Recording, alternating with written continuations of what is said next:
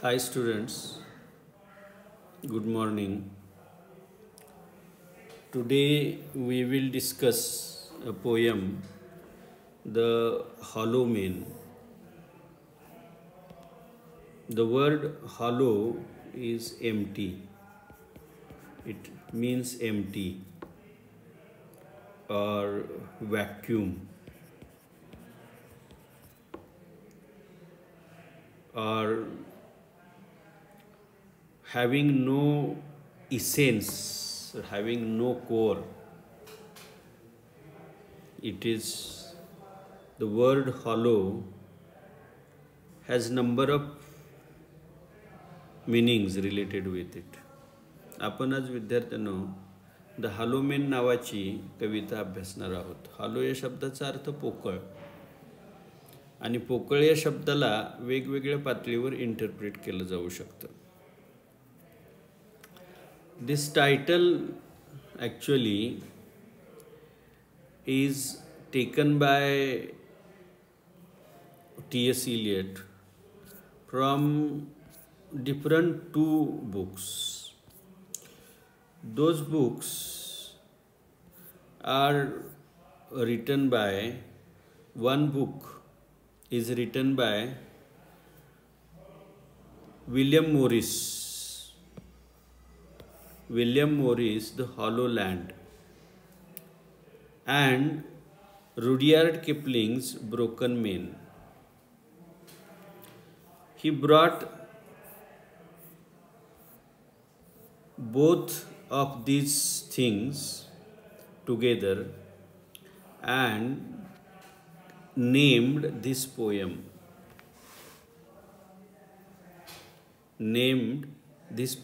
The Hollow Man. So this is a typical characteristic quality of the writer, means the poems of the writer T.S. Eliot. T.S. Eliotच्या ह्या कवितेची एक लक्षणं आहेत. Actually, T.S. Eliot is a important poet, important writer of the 20th century. 20व्या शतकातला अगदी एक महत्त्वाचा लेखक आहे. He was essayist. He wrote like Aha Salunke essays. A dramatist. Like Shakespeare, he wrote dramas. I said like Shakespeare because he revived poetic dramas. Long back in English literature, verse drama had ceased to exist. संगीत नाटक हे इंग्रजी वाङ्मयामध्ये संपलेलं होतं. It was revived by T.S. Eliot. T.S. Eliot's critical theories have influenced our age. आजच्या आपण ज्या टीकाशास्त्राच्या गोष्टींचा अभ्यास करतो त्या सगळ्या T.S. Eliotच्या कालावधीमध्ये आहेत. He was a journalist and editor of the Faber and Faber. Faber and Faber नावाचं जे एक मॅगझिन होतं त्याचं ते जर्नलिस्ट होते त्याच्यामध्ये आणि नंतर एडिटर झाले. He became British citizen in 1927. Actually, he was born in America, Missouri, but later he adopted British citizenship. And like many other writers like Wordsworth, Tennyson, he had a long, rich literary career. He is known for being experimentalist. प्रयोगशील म्हणून त्याची ख्याती आहे. As well as he is such an innovator that he is a trendsetter of new poetry to a classist in poetry. म्हणजे नवीन कवितेचा मार्ग दाखवणारा, त्याचबरोबर अभिजात कवितेतला एक जाणकार कवी असं आपण यांचा विचार करू शकतो. Another one more important thing is that he practiced, he wrote as well as he theorized about writing. त्यांनी लिहिलं आणि लिहिण्याबद्दल त्यांनी चिंतन केलं. So both these things are important in the life of T.S. Eliot, and a student of literature or student of T.S. Eliot must know these things. T.S. Eliot from 1988 to 1965. These are around 75 years, approximately 75 years, maybe 1 or 2 years later. His lifespan saw First World War and World War II. त्यांच्या जीवनामध्ये ह्या दोन्ही गोष्टींचा अभ्यास त्यांनी, म्हणजे या दोन्ही गोष्टींचा अनुभव त्यांना आला. And these two acts of human society is a reflection of paralyzed human existence. पक्षाघात झाल्यासारखा मानवी अस्तित्व जे होतं, or modernity, the peace and comfort which are marks of life are not seen in modernity. शांतता आणि एक समाधान हे मॉडर्निटीमध्ये आपल्याला दिसत नव्हतं. Everywhere there was disillusionment.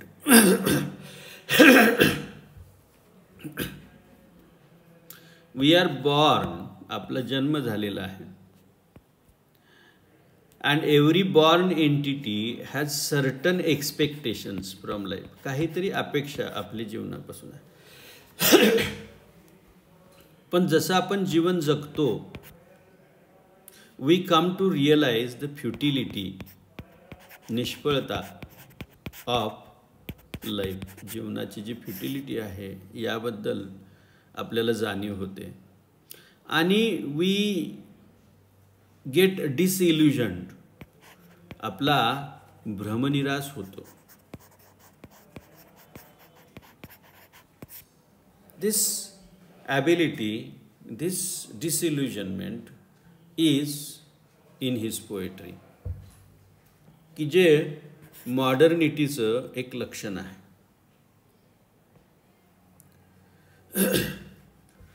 Means I have read one poem by Vitthal Wagh. Vitthal Wagh यांची एक कविता त्यांनी मला म्हणून दाखवली होती. म्हणजे कुठे गेले झंझावात, कुठे गेले झंझावात. झंझावात means, and the central theme of this poem was की महात्मा गांधी, आंबेडकर, ज्योतिबा फुले, गोखले यांच्या, लोकमान्य टिळक यांच्यासारखे नेते गेले कुठं. आणि आज एखाद्या गाण्याला प्रतिक्रिया देणारे नेते निर्माण झाले. असं झालं कसं? म्हणून कुठे गेले झंझावात अशा नावाची एक कविता किंवा असा अर्थ असणारी एक कविता त्यांनी लिहिली. म्हणजे पीपल ऑफ इंटिग्रिटी,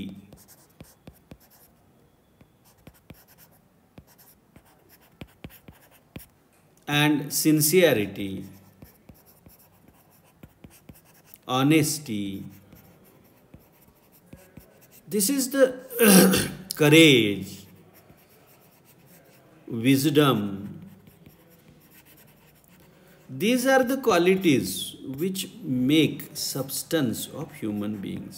मानवाचा जो मूळ गाभा आहे तो या सगळ्या क्वालिटीमधून मिळतो. And if these qualities are missing from the society, it becomes like a scarecrow. म्हणजे जर ह्या क्वालिटीज त्याच्यामध्ये नसतील तो स्केअर क्रो सारखा होतो. म्हणून he said that hollowness has infected the modern society. There is barrenness. Everything is deserted.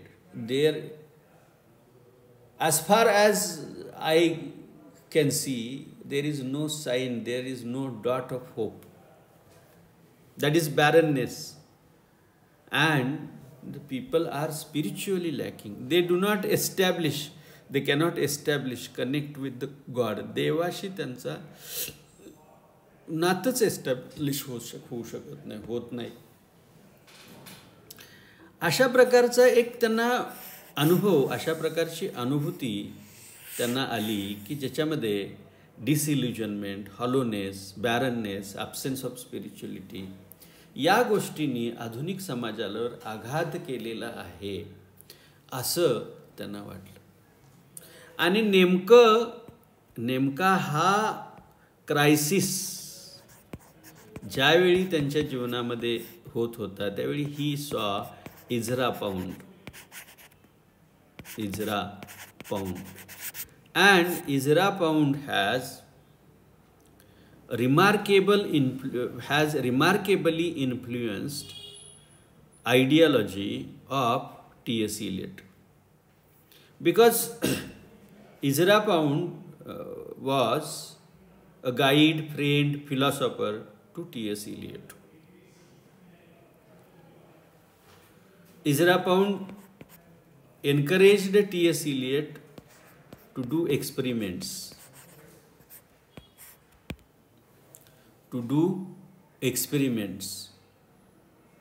He means T.S. Eliot showed his poems to Ezra Pound, and Ezra Pound encouraged by telling him that those poems were good, and he asked him to keep on experimenting, प्रयोग करत रहा.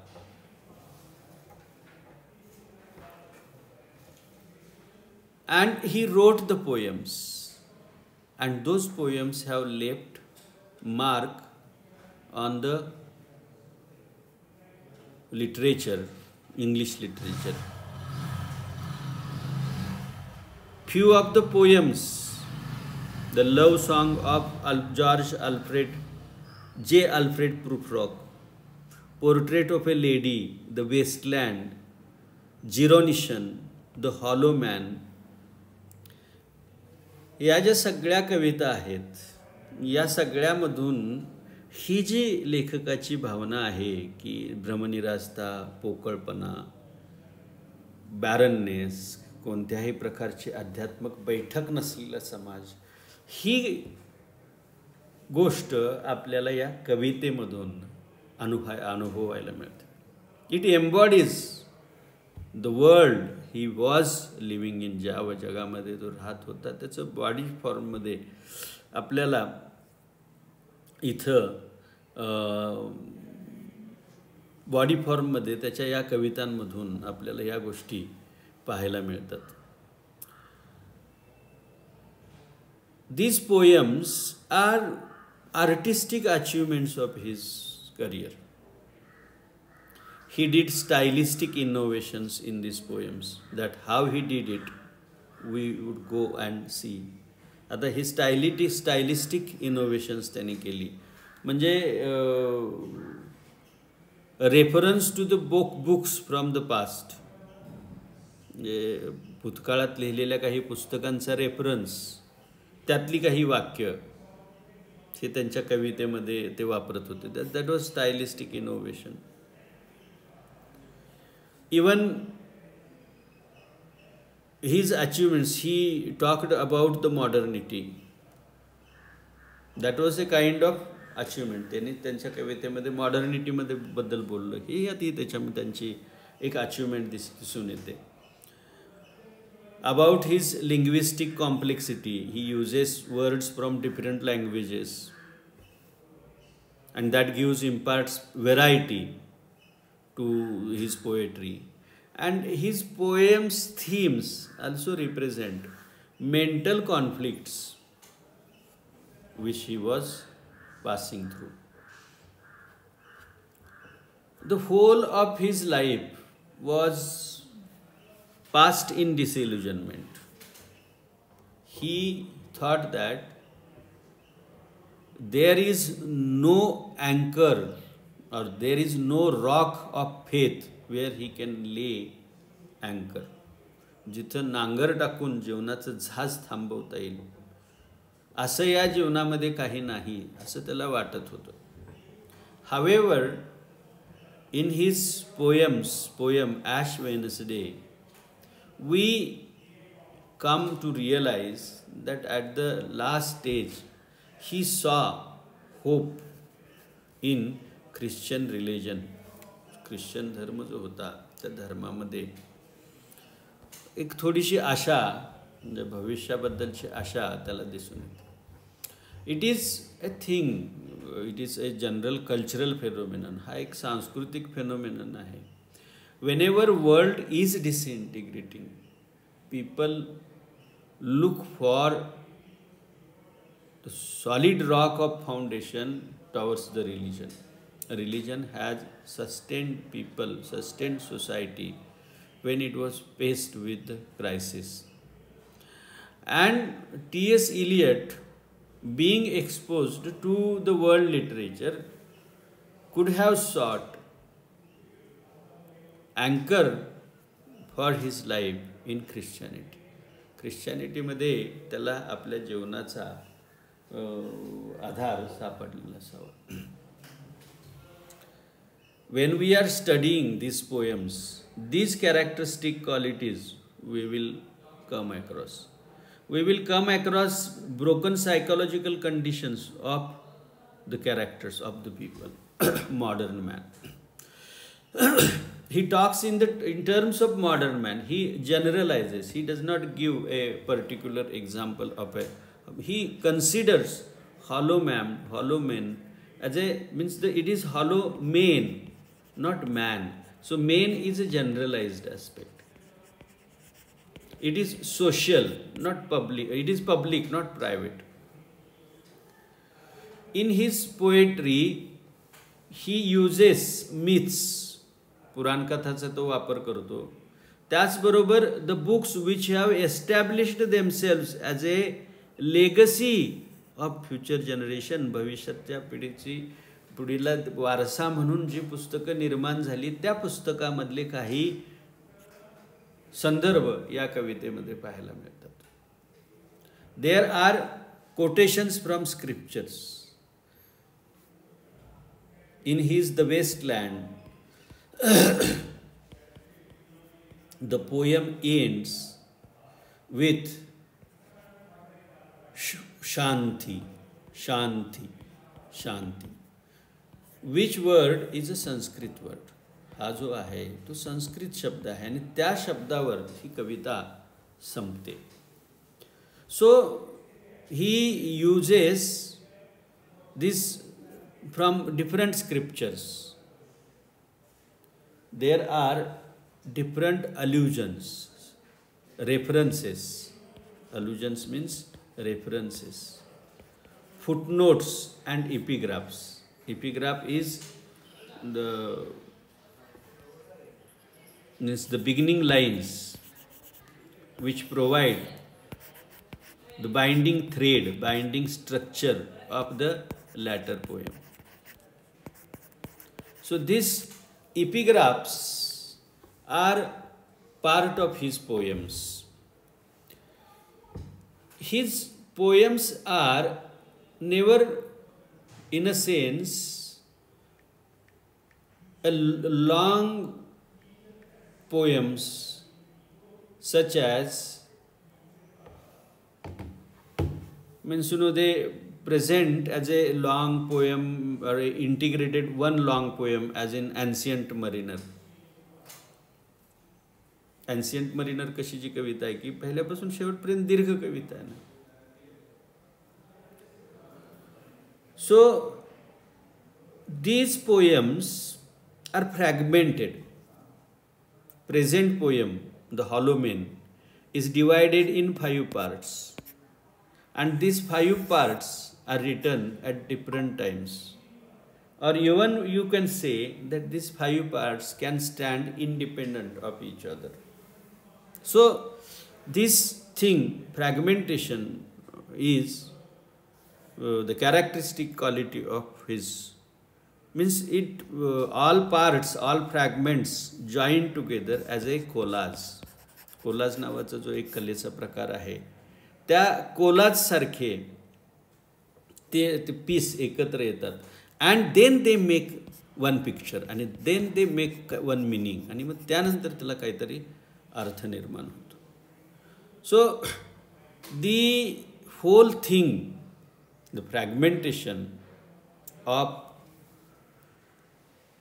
the poem, nature of the poem, symbolically represents fragmented condition, broken down condition of modern man. Broken down, fragmented, broken down. Now, it has not gone to pieces, but there are signs that it may lead to pieces. असं काय नाही की म्हणता येत की अजून तो पूर्णपणे त्याचे तुकडे तुकडे झालेले नाहीत. But sometimes the poet uses musical pieces to increase impact, or some songs. The present poem's 5th part is parody of children's poem.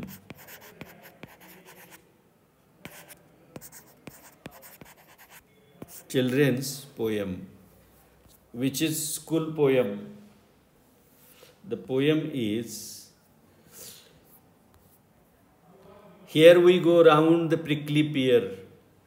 Prickly pear, prickly pear. Prickly pear is originally in that nursery rhyme mulberry bush. त्या याच्यामध्ये mulberry Bush असा त्याचा उल्लेख आणि mulberry Bush is replaced by prickly pier. And this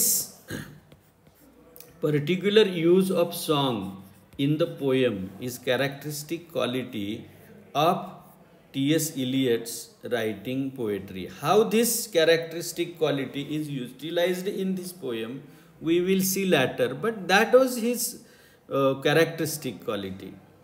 Then his his critical theory was poetry is not a noose around the emotions, but it is relief from the noose. म्हणजे भावनेभोवती पडलेला तो विळखा नव्हता, तर भावनेच्या पडती पडलेला विळखा काढलेला, अनविंड केलेला तो विळखा होता. एक ऑब्जेक्टिव्ह रियालिटी म्हणून कवितेच्या माध्यमातून काही प्रतीक काम करतात अँड दोज प्रतीक रिप्रेझेंट समथिंग. आता या कवितेमध्ये आईज ही इमेज वापरलेली आहे. आय ही इमेज वापरलेली आहे. And different critics means this I becomes objective कोरिलेटिव्ह.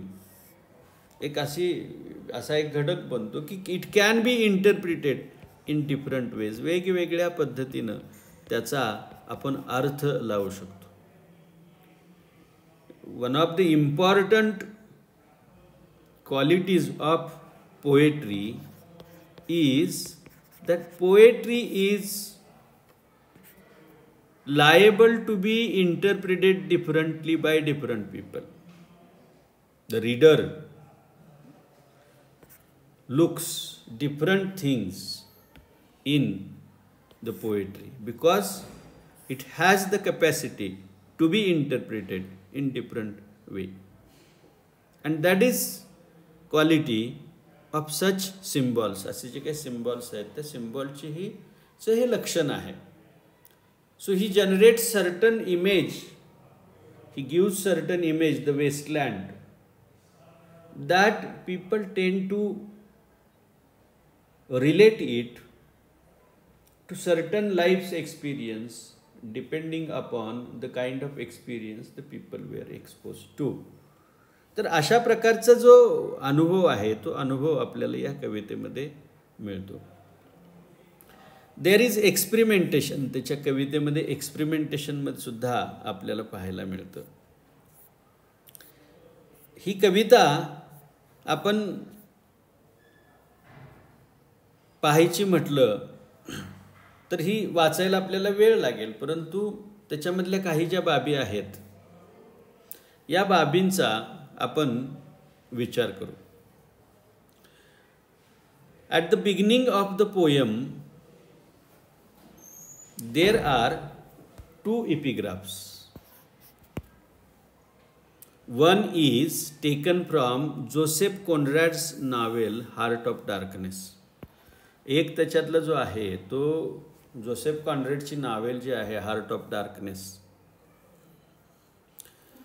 त्या कादंबरीमधून घेतलेला आहे. तर त्याच्यामध्ये कुर्च नावाचं एक सेंट्रल कॅरेक्टर आहे.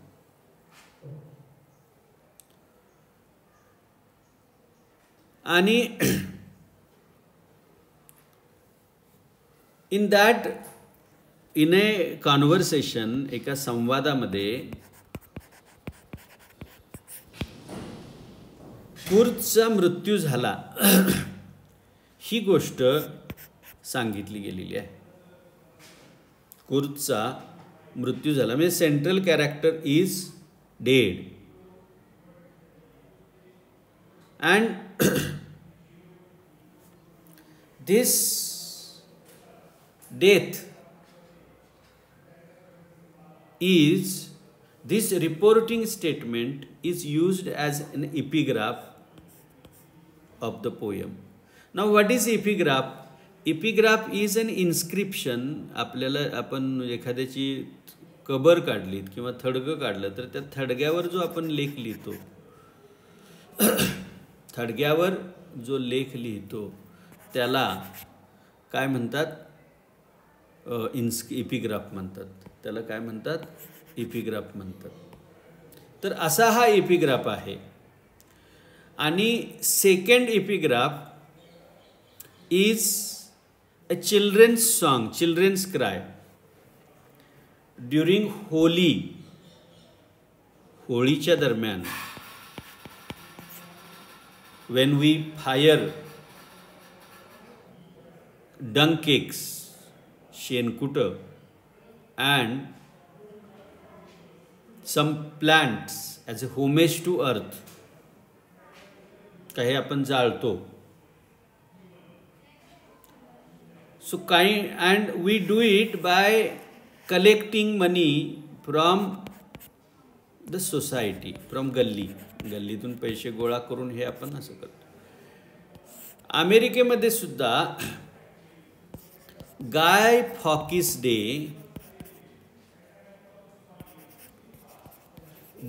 Is celebrated by children. Children go house to house and by singing song collect money, पैसे गोळा करतात. and with those money they buy firecrackers. ते firecrackers खरेदी करतात. आणि गाय फॉकिस डेच्या दिवशी एक एफिजी तयार केलेली असते, एक पुतळा तयार केलेला असतोय, स्केअर क्रो, तो जाळला जातो.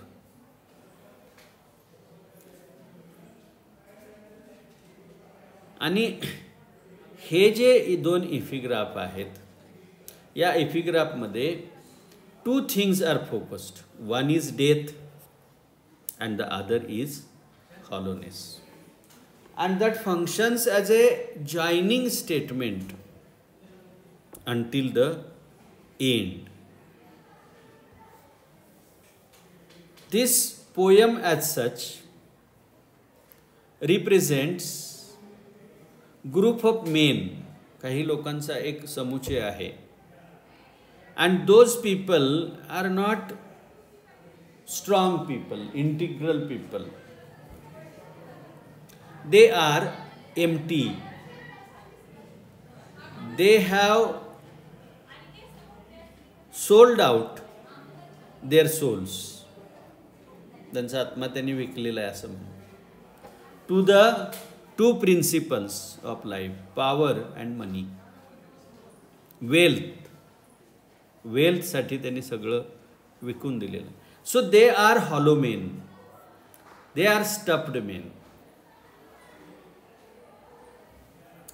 Now, these hollow men have lost their soul, and they become conscious about it when they look around the conditions in which they are living. Neither do they belong to the world nor to the heaven, but they are lying between these two worlds. ह्या दोन जगामध्ये ते आहेत. They are like shadows between life, birth and death. So they are living death in life. They want to change their conditions. Their existence does become like existence of those effigies. That the group of man is embodied as the group of the people who have lost their faith. ज्यांनी आपली श्रद्धा जे गमावून बसलेले आहेत अशा लोकांचं प्रतिनिधित्व करणारे ते हॉलो मेन आपल्याला इथं लक्षात येतात. Now they cannot escape this. They cannot escape this. Now this land, this hollow land is described in the third part of the poem. The dead land, cactus land, मृत जमीन. Cactus नावाचा जो म्हणतो ना, जो असा थिक वाळवंटात वाढणारा जो एक बुश आहे ते जिथं वाढतं ते कॅक्टस लँड असं म्हटलेलं. हे तिसऱ्या. And in this land they worship the stone gods, and these stone gods are not gods who react to their actions. The place is full of false images and symbols. Ither means this is objective correlative. This stanza, third stanza, is objective correlative of first two stanzas. How hollow, कशी पोकळ जमीन, पोकळ जग आहे हे नंतरच्या स्टांजामध्ये आपल्याला वर्णन केलेलं दिसतं. Now this scarecrows or hollow men are just like scarecrows, and the means cavities of their eye are empty. There are no eyes. So they wish that they should have eyes. Now these eyes are interpreted differently. हे जे डोळे आहेत हे डोळे हे वेगवेगळ्या पद्धतीनं interpret केलेले आहेत. Few critics have said that it is God, or few people say that is heaven. Now these two things appear as a star of hope in the death's twilight kingdom. means here they are lying between life and death, and in that life there is no hope. कुठल्याही प्रकारची आशा राहिलेली नाही. अशा जीवनामधून त्यांना एक आशावादी जीवन, निराशापासून आशावादी जीवनाची फक्त या आईजमध्येच अपेक्षा दिसते. नाव this emptiness, this hollowness which is experienced by the modern man, आधुनिक माणसानं जो अनुभवलेला हा पोकळपणा, हा एम्प्टीनेस जो आहे, तो एम्प्टीनेस पहिल्या 4 सेक्शनमध्ये कवीनं एम्बॉडी केलेला आहे. And this embodiment is projected through parody.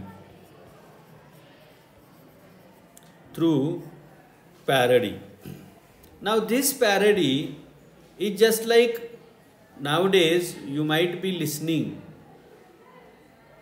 Kamaraj video. तुम्ही कदाचित कामराजच्या व्हिडिओबद्दल ऐकलं असेल. एका सुंदर गाण्याची ती एक पॅरडी, ते एक विडंबन आहे. अँड विडंबन means parody.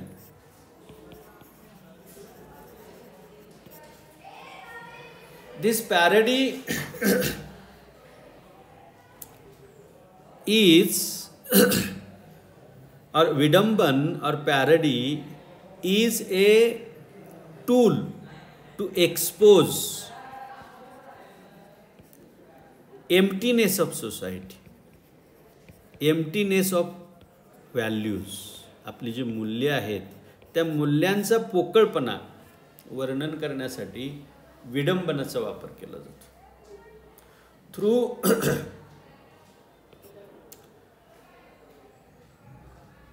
high note, high or sublime subject is ludicrously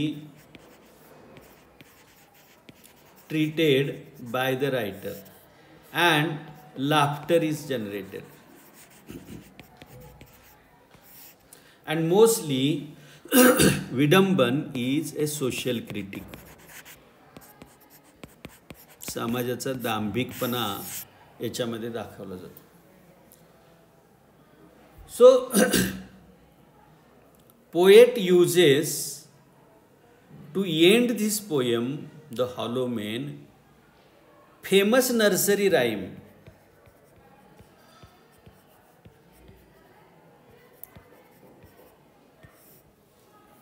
Famous nursery rhyme as a closing of this. Here we go round the mulberry bush. ही जी nursery, here go we round the mulberry bush, ही जी nursery rhyme होती त्या राईमचा वापर या कवितेचा end करण्यासाठी केलेला आहे. And now how does he end this? आता ते शेवट सुद्धा कसा केलेला आहे. Nursery rhyme is not completely parodied. He stops his parody in between and ends the poem. Okay, and the parody itself suggests that how morally devoid, how decadent the society has become. आता हा समाज कसा डिकेडंट झालेला आहे, कसा value अमॉरल किंवा value नसणारा समाज तयार झालेला आहे, हे या विडंबनातून आपल्याला पाहायला मिळतं. Now this poem talks about, means 3 themes, and these 3 themes are projection of poetic sensibility of T S. Eliot. T S. इलियटची कवितेबद्दलची विचार करण्याची जी वृत्ती होती त्या वृत्तीचं प्रोजेक्शन या थीममध्ये आपल्याला पाहायला मिळतं. किंवा the way the poet has handled the poetic form in this poem we learn this things. म्हणजे या कवितेमध्ये कवी काय म्हणतो की means our civilisation has modernity is about the progress.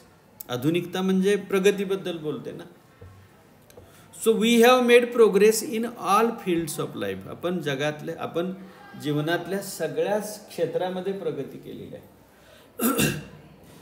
So and similarly poetry has made progress, and the poetry can understand great variety of the nature of life, the great complexity of the life. जीवनाची विविधता आणि जे गुंतागुंत आहे ती आज आपल्याला समजू शकते. का समजू शकते? कारण आपण प्रगती केलेली आहे. and our brain has become also more active, because compared to last generations we have too many canons to study, too many books to study, and that has sharpened our sensibility. आणि त्याच्यामुळं आपली जी संवेदनशीलता आहे ती संवेदनशीलता sharp झालेली आहे. So in one sense we are more smart. So we should use our understanding, our progress to put these thoughts in more comprehensive way, then more allusive way, and in more indirect way we should be able to explore the reality. वास्तवतेचा अभ्यास करण्यासाठी आपल्याला या सगळ्या गोष्टींचा वापर केला पाहिजे. and we must use the language, means we must transpose language from one place to other place and make a complex meaning of the life. आणि एक गुंतागुंतीचा अर्थ आपण तयार केला पाहिजे. So the central argument of the poem is based on faith and faithlessness. श्रद्धा किंवा आस्तिक आणि नास्तिक.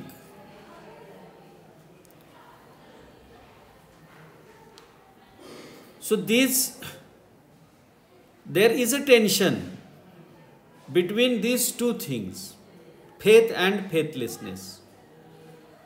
The people who are supposed to central people of the poem are effigies. जे लोक सेंट्रल आहेत त्या effigies आहेत. They are vacuums. They are in the twilight of the life. They are they have escaped this world and they are about to enter in the heaven, but somehow they are unable to cross the border and enter in the death. So their existence is between life and death. जीवन आणि मृत्यू याच्यामध्ये हे दोघं राहिलेले आहेत. and they are living in a purgatory like place. आणि जिथं ते राहिलेले आहेत is a purgatory like, it is a wasteland. Now the titles itself, wasteland and hollow men, they complement each other. Wasteland and hollow men are the citizens of wasteland. We can look at this poem in this way. अशा पद्धतीनं आपण या याच्याकडं बघू शकतो. Means there are several things which are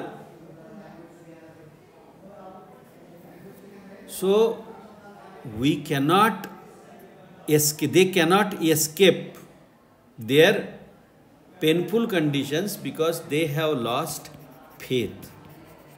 So this central idea is expressed there. The second central idea of the poem is disintegration of the modern society. आधुनिक समाज जो आहे तो मोडकळीला आलेला आहे, मोडकळीस येत गेलेला आहे. Now why this is happening? Because modern society has diverted from the moral path of living. They do not follow principles. They are moving around wealth, wine, and woman. And this has been theme of wasteland. The wasteland is littered everywhere. There are signs of our moral corruption in the wasteland, and this moral corruption has been a part of our being, and that is disintegrating us. आणि हे जे आहे आपलं विघटन करायला लागलेलं आहे. We are leading to certain thing which is becoming valueless, and that is projected through the image of dead land, cactus land, in the third section of our poem. कवितेचा जो तिसरा सेक्शन आहे त्या सेक्शन मध्ये जी symbols वापरलेले आहेत की dead land, cactus land, या माध्यमातून हे आपलं मॉरल करप्शन जे आहे ते करप्शन याच्यामध्ये व्यक्त केलेलं आहे. And there is, you see, the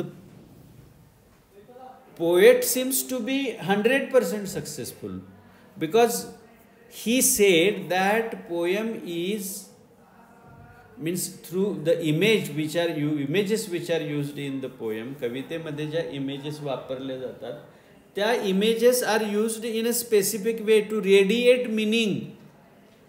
त्यातून अर्थ उत्सर्जित होतो, and that radiation is continuous. Different people comprehend it the way they want to understand it. So there is resonance of certain other ideas as well in the poem. या कवितेमध्ये आणखीन काही गोष्टींचा प्रतिध्वनी, resonance आपल्याला पाहायला मिळतो. That we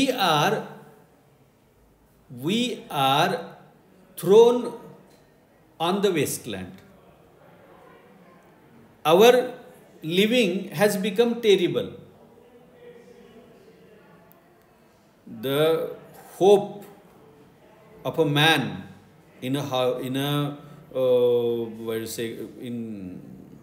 that Joseph Conrad's is when the Kurz says horror, means there is a hope. We are on that land of horror. And what is the reason? Because we are lost and violent souls. आपण गमावून गेलेलो असे भरकटलेले आत्मे आहोत. We are stuffed men. आपण असे भरलेले, आपल्याला नुसता भुस्सा भरलेला आहे. And all these things suggest that we have, our consciousness is feeling guilty. We are feeling aparadi. we are expressing remorse, pashchatap, and at the core of our heart there is anxiety, तणाव आहे आपल्या मनामध्ये. आणि ह्या सगळ्या गोष्टी the stuffed main जे आहेत यापासून रेडिएट होतात. तर अशा प्रकारे या कवितेमध्ये 3 थीमचा विचार केलेला आहे. Now when we talk about T.S. Eliot, ज्यावेळी आपण T.S. Eliot यांच्या कवितांबद्दल विचार करतो त्यावेळी इट बिकम्स इनएव्हायटेबल, हे एक न चुकणारी गोष्ट होते की we must talk about the technique which is used by the poet. कवीनं वापरलेलं जे टेक्निक आहे त्या तंत्रावर विचार करणं ही अत्यंत गरजेची बाब होते. So you see what is in this poem. या कवितेमध्ये आपण आतापर्यंत बराच तासभर आपण जवळजवळ चर्चा करतोय. काय मध्ये बघितलं, पहिल्यांदा एपिग्राफ्स आहेत, so that is in Waste Land as well. त्यानंतर त्याच्यामधली जी इमेजरी आहे ती इमेजरी ऑब्जेक्टिव्ह को रिलेटिव्ह म्हणून वापरलेली आहे, म्हणजे त्याच्या इमेजरीचाही आपण अभ्यास करतो. त्याच्यामधले जे रेफरन्सेस आहेत ते कॅननाइज्ड पुस्तकं जी आहेत, जुनी पुस्तकं, म्हणजे समजा होमर किंवा भारतामधलं महाभारत, रामायण, अशी जी जुनी पुस्तकं आहेत की जी जगाचा वारसा म्हणून निर्माण झालेली आहेत. म्हणजे त्याची वेस्टलँड ही कविता शांती शांती या शब्दांनी संपते. आणि शांती शांती हा शब्द काही इंग्रजीमध्ये नाही, तो संस्कृतमधून त्यांना घेतलेला आहे. तर अशी अल्युजन्स, अशी वेगवेगळ्या भाषेतील शब्दांना अल्युजन्स त्याच्या कवितेमध्ये वापरायला मिळतात. त्याच्यामध्ये विडंबन मिळतं जे हे आपल्या कवितेमध्ये आहे. त्यानंतर नॅरेशनमधला जो टोन आहे तो टोन चेंज होत जातो. It is shifting voice of the tone or atmosphere in the poem is found there. Another one aspect is that whatever else T.S. Eliot could be, but he was a dramatist. आणि तो एक नाटककार होता. He even it is a monologue. If you apply the characteristic qualities of monologue to this poem, you will find that all characteristic qualities are satisfied. It is spoken by one person on the behalf of a group of people. That is the quality, characteristic quality. While we studied Ferreira or a poem by Robert Browning's Ferreira, My Last Duchess, then we have considered the qualities of monologue. Those all qualities are found here. Here, poet represents dramatization of mental conditions, mental states of the people presented. ज्या लोकांच्या mental conditions आहेत त्या conditions या कवितांमध्ये आपल्याला पाहायला मिळतात. So in the hollow main the same thing is used. It is written in वर्स Libra, means proper length, proper means poem and meter are both important things. Meters are used as a jacket to express the ideas. कल्पना व्यक्त करण्यासाठी किंवा व्यक्ती जसा एखादा dress घालतो तसंच मीटर हा त्याचा एक ड्रेस असतो. आणि हे मीटर कवी वापरत असतो, परंतु या कवितेमध्ये कोणत्याही प्रकारचं वर्स वापरलेले नाही, तर वर्स लिब्रा वापरलेली आहे, फ्री वर्स वापरलेली आहे. आणि त्यामुळं कल्पना व्यक्त करण्यासाठी you see it does not mean that T.S. Eliot could not write proper verse, because he wrote his dramas in blank verse and he revived blank verse त्यांनी लिहिली. तर अशा प्रकारच्या या गोष्टी, याच्या वर्स लिब्रा आहे, याच्यामध्ये ॲनाफोरा आहे. Anaphora means by reference of certain word is repeated later in the poem which refers back to some word used in the same poem. त्याच कवितेमध्ये वापरलेला दुसरा एखादा शब्द तो त्या कवितेमध्ये असतात. There is use of symbols and meaningful images are used in his poems. If we see, means his poems, then we come across such kind of characteristic qualities displayed in his poems. याच्या कवितेमध्ये या प्रकारची लक्षणं display केलेली आपल्याला दिसतात. Quickly we will go through the poem and conclude the session, because it is going to be a long session and it would be tiresome for you to watch it. So it is almost 1 hour, and in 5 minutes I will read the poem. Mr. Kurtz is dead. Mr. Cruz मेलेला आहे. A penny for the old guy. एक आना देणगी म्हणून द्या. We have discussed significance of that epigram. हा जो epigram आहे, या epigram-चं महत्त्व काय आहे हे आपण, या epigraph-चं महत्त्व काय आहे हे आपण पाहिलेलं आहे.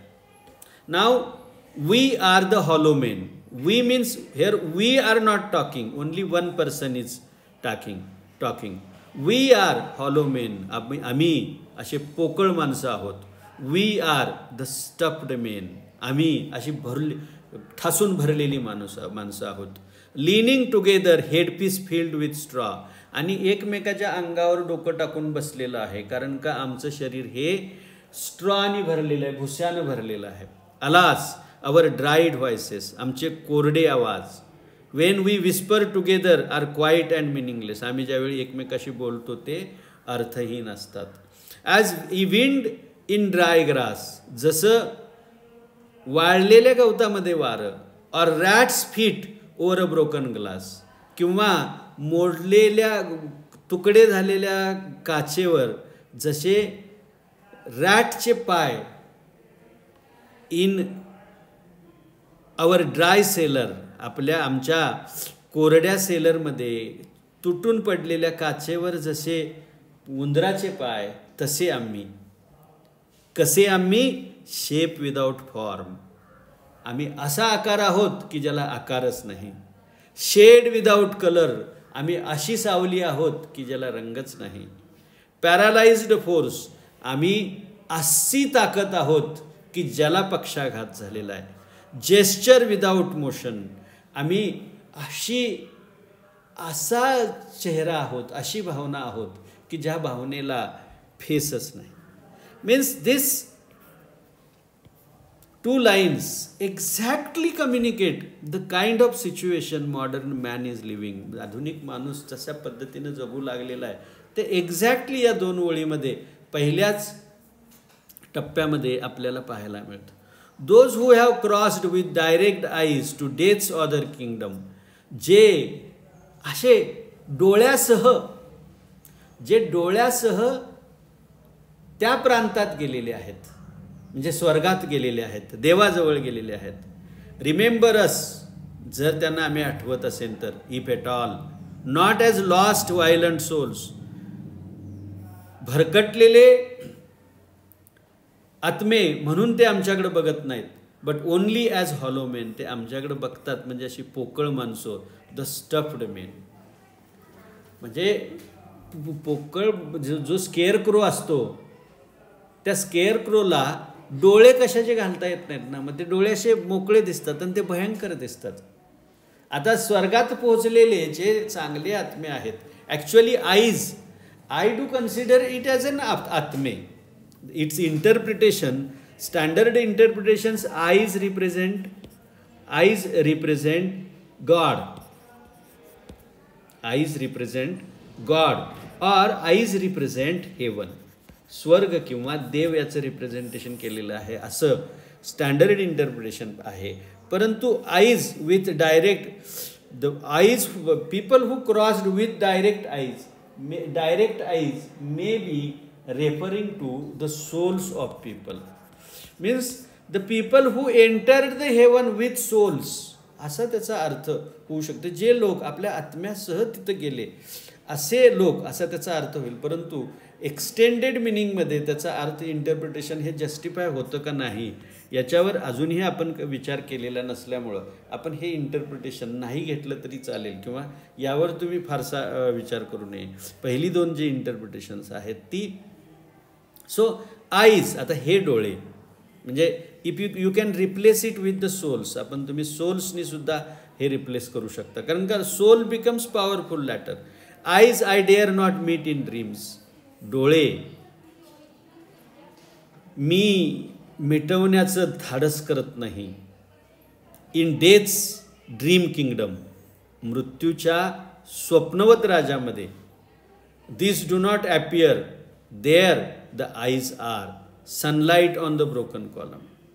आता तिथं हे डोळे, किंवा आता डोळ्याच्याऐवजी आपण आत्मे म्हणू, हे आत्मे आहेत काय? सनलाईट, प्रकाश. कशावर प्रकाश आहे तो? मोडकळीस आलेल्या खांबावर पडलेला. मोडकळीस आलेला म्हणजे आमची सोसायटी, अंधकारात असलेल्या समाजाला हा एक प्रकाश आहे. Sunlight on a broken column, there is a tree swinging, तिथं एक झाड आहे. And voices are in the wind singing, आणि तिथल्या वाऱ्याच्या वाहण्यामध्ये, गाण्यामध्ये काही आवाज आहेत. तिथल्या झाडाच्या डोलण्यामध्ये काही आशा आहे. मोर डिस्टंट, मोर सोलम दॅन फेडिंग स्टार, त्याच्यामध्ये ज्या भावना आहेत त्या मोर हाय क्वालिटीच्या आहेत, सोलम आहेत, पण त्या फार अंतरावर आहेत. दॅन अ फेडिंग स्टार, निस्तेज होणाऱ्या ताऱ्याच्याही पलीकडे आहे ते जग. It is unapproachable. Let me be no nearer, मी त्याच्या जवळ सुद्धा जायला नको. इन डेथ्स ड्रीम किंगडम, मृत्यूच्या स्वप्नामध्ये सुद्धा त्याच्या जवळ जायला नको. Let me also wear such deliberate disguises, आणि जायला तर नकोच, परंतु जाणीवपूर्वक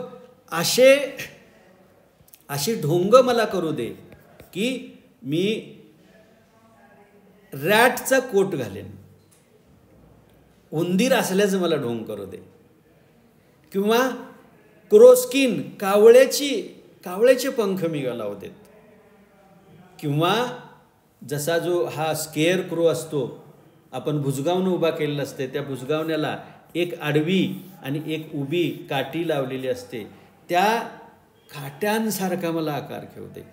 behaving as the wind behaves, जसं अस्थिरपणे वारं वाहतं तसंच मला हे ढोंग करू दे. No nearer, not that final meeting in the twilight kingdom, त्या ट्वायलाईट किंगडममध्ये, आणि म्हणजे जीवन आणि मृत्यू याच्या जगामध्ये आम्ही जे राहत आहोत त्याच्यामध्ये शेवटची मीटिंग असं काय ते नको. दिस इज द डेड लँड, हे मृत जग आहे. दिस इज कॅक्टस लँड, कॅक्टसनी भरलेलं हे कॅक्टस नावाचं वृक्ष असणार आहे, म्हणजे वाळवंट सदृश हे देश आहे, डेझर्टेड प्लेस आहे. हेअर द स्टोन इमेजेस, इथं स्टोन इमेजेस आर रेज्ड, इथं दगडाचे देव केलेले आहेत, इथं दगडाचे देव केलेले आहे. Here they receive the supplication of the dead man's hand, इथं हे मृत देव, हे मृत लोक त्या दगडाच्या देवाची प्रार्थना करत आहेत. नाव दगडाचे देव means they do not have souls, they do not have souls, they do not have core of being godness. दैवी शक्तीचं जो केंद्र आहे ते केंद्र त्याच्यामध्ये नाही.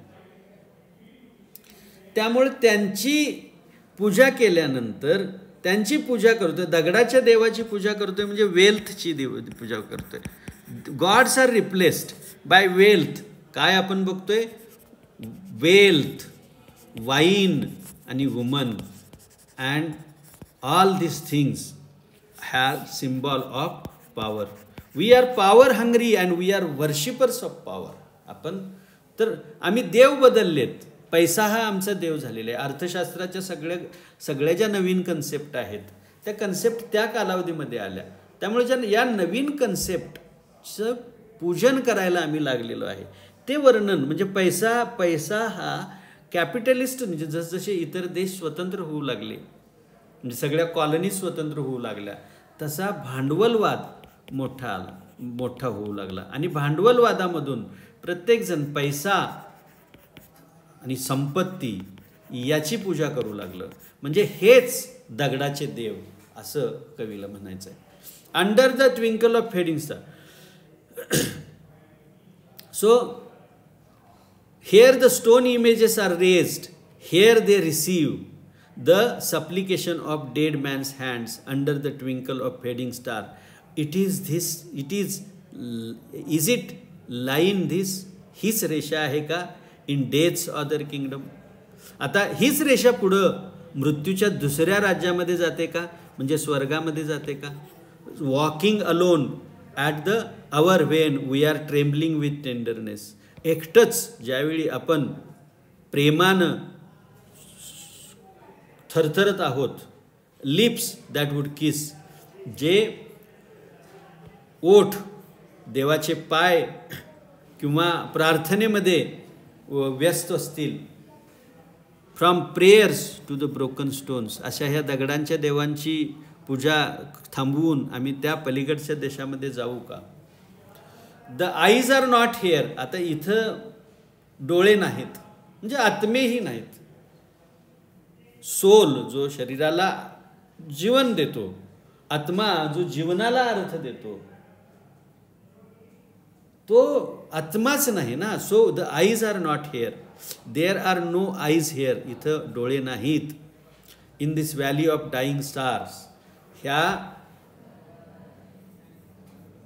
तारकापुंज जिथं निखळून पडतात अशी जी व्हॅली आहे, इन दिस हॉलो व्हॅली, या पोकळ व्हॅलीमध्ये, दरीमध्ये, this broken jaw of our lost kingdom, हा मोडलेला जबडा आमच्या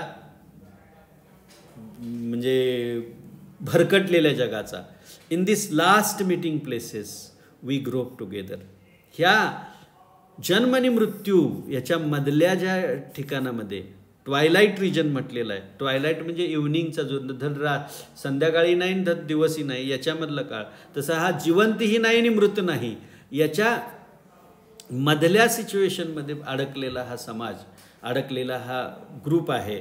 in last meeting places we grope together and avoid speech. त्या शेवटच्या भेटीमध्ये आम्ही सरपटतोय आणि एकमेकाशी संवाद थांबवलेला आहे. Gathered on this beach of tumid river. आणि ह्या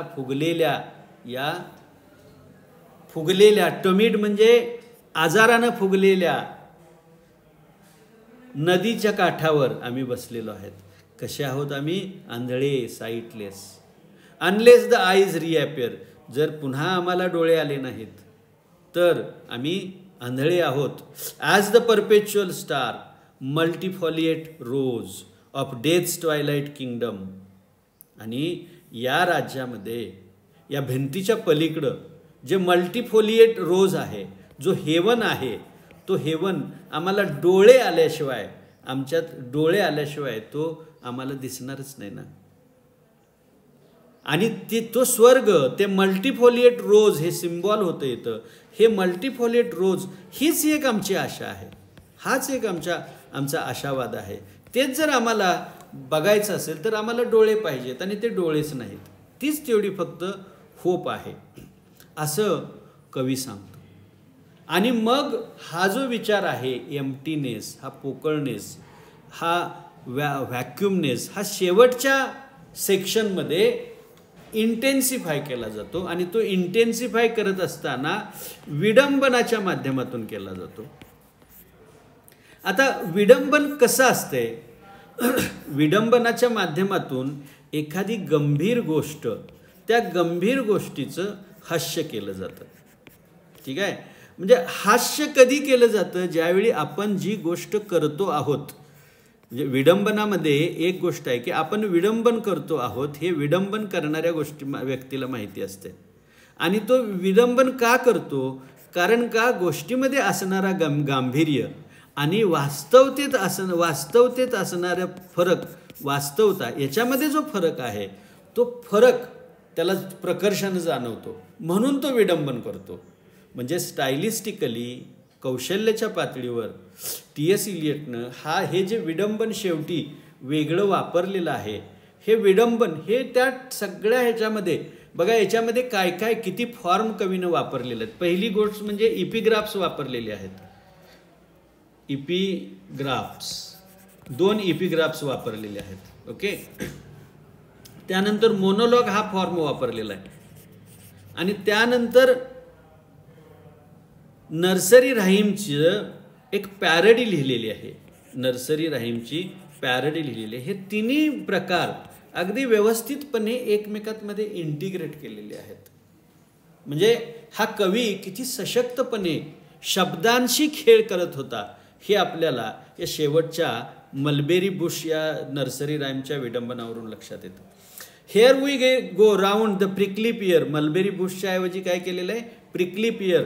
हे प्रिकली म्हणजे टोचणारा पियर नावाचं पक्ष. आता हा प्रिकली पियर हे रिप्रेझेंटेशन कॅक्टसचं जे फळ असते त्याला सुद्धा काटे असतात ना. So here we go round the prickly pear, prickly pear, prickly pear, here we go round the prickly pear. इथं आपण प्रिकली पियर या झाडाच्या भोवती फिरत आहोत. At 5 o'clock in the morning, सकाळी 5 वाजता.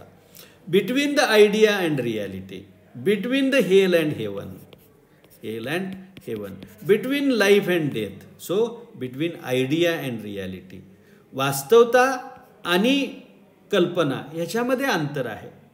शब्द आणि कृती याच्यामध्ये अंतर आहे. लोक म्हणतात की जगाच्या कल्याणासाठी आम्ही निघालो, पण कल्याण हा शब्द स्वकल्याणासारखा ऐकायला मिळतो. ही वास्तवता आहे ना. तसं आयडिया आणि रियालिटी याच्यामध्ये फरक, कृती आणि उक्ती याच्यामध्ये फरक आहे. आणि त्याच्यामधलं जे जग आहे ना, हे फक्त सावल्यांचं जग आहे, वास्तवाचं जग नाही. So between the idea and reality, between the motion and the act, म्हणजे कृती आणि हालचाल याच्यामधलं अंतर. फॉल्स द शॅडो, ह्या दोन्ही गोष्टीच्या दरम्यान एक सावली पडते. For thine is the kingdom, कारण हे राज्य तुझं आहे. Between the conception and creation, म्हणजे लेखकाच्या मनामध्ये सुद्धा कल्पना आली आणि ती व्यक्त झाली, याच्यामध्ये सुद्धा सावली आहे. Between the emotion and response, माझ्या मनामध्ये भावना निर्माण झाली आणि त्याला मी रिस्पॉन्स दिला, याच्याबद्दल ही अंतर आहे आणि ते अंतर आहे सावलीचं.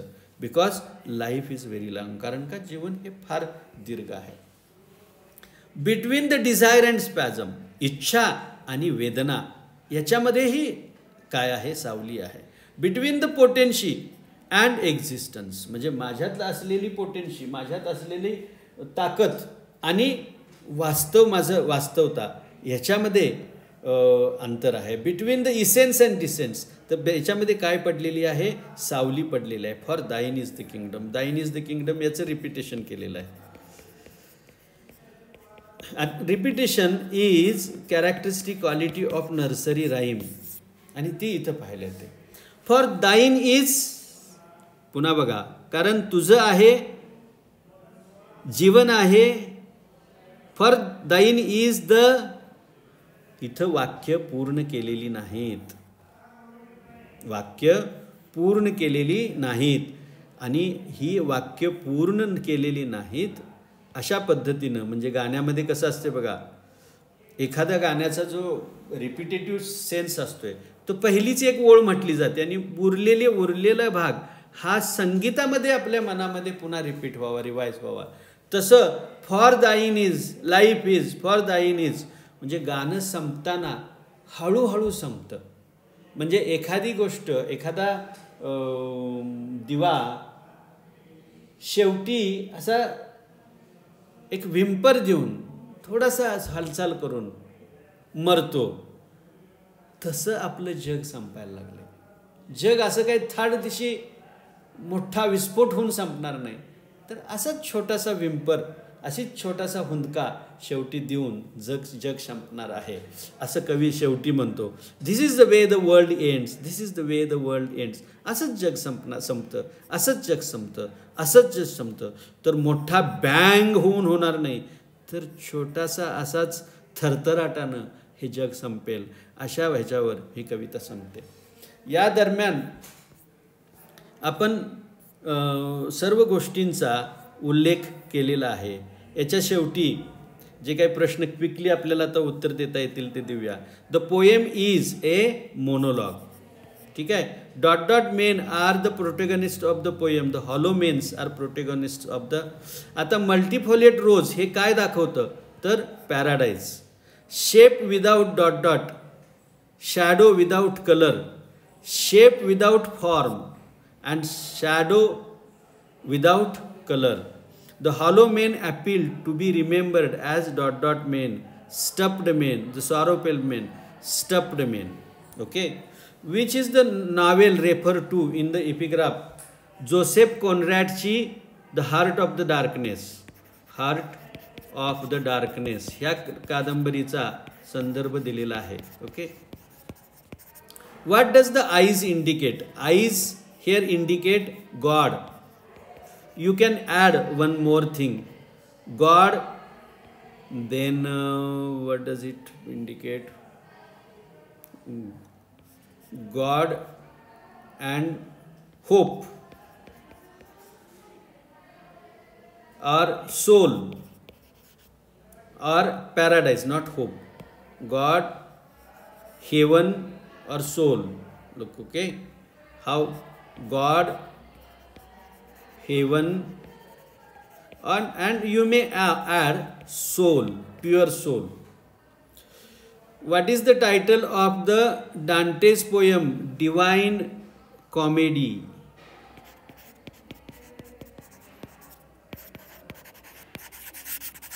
कोणती कविता? Divine comedy.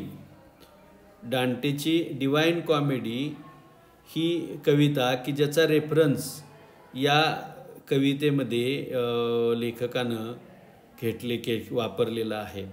Okay. And that is his characteristic quality which we see in the poem. Okay.